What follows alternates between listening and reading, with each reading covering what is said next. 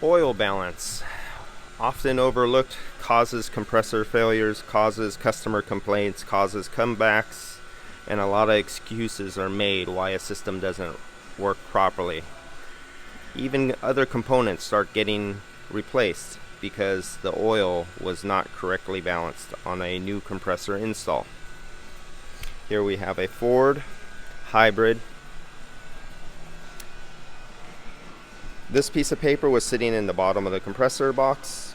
It was folded without one dirty fingerprint on it. So we know most likely it was not read.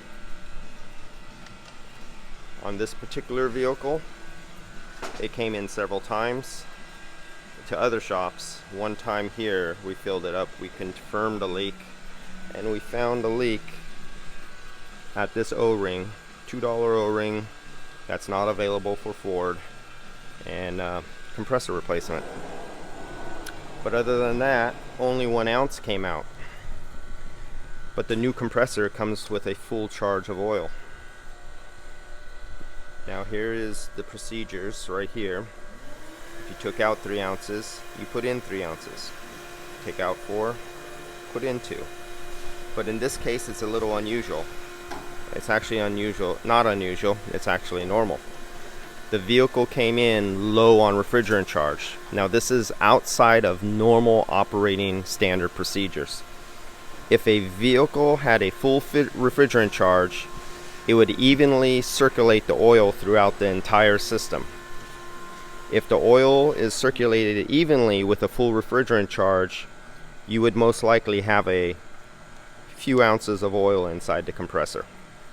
But in this case, a vehicle is operated low on refrigerant charge. It starts pumping out the oil because refrigerant is an excellent solvent into the system, and it gets stuck in the refrigerant lines, which this has refrigerant lines to the second evaporator for the battery in the back, and the oil stays there and doesn't return to the compressor.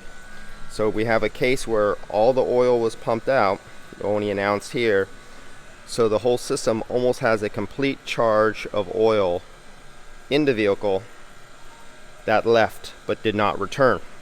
Then a new compressor is slapped onto the vehicle that also has a complete charge of oil because it was not balanced. So now you have an extremely overcharged system with oil. Another thing, before you install your gauges to the system and hook them up, always draw your vacuum on your gauges first to confirm you could pull down. Like here, I know from my service valves through my hoses, all these connections, all these valves, everything is sealed because I'm down to 67 microns.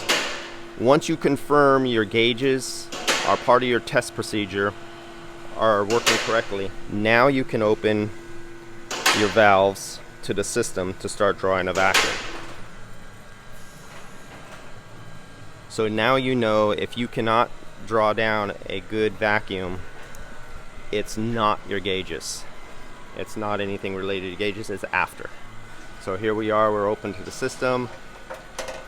We're down to 900 microns. Another thing is run the vehicle, heat up the system, heat up the heater core, heat up the interior, and blow hot air across your evaporator, and the hot air will actually help boil off the trapped refrigerant and moisture in the oil and help remove it faster.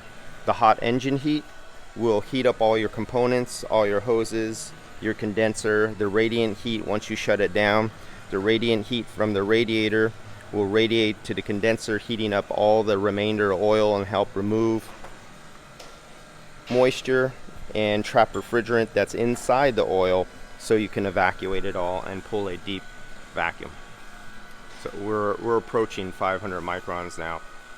This will sit for a while, but the most important thing, read the F manual and follow the instructions.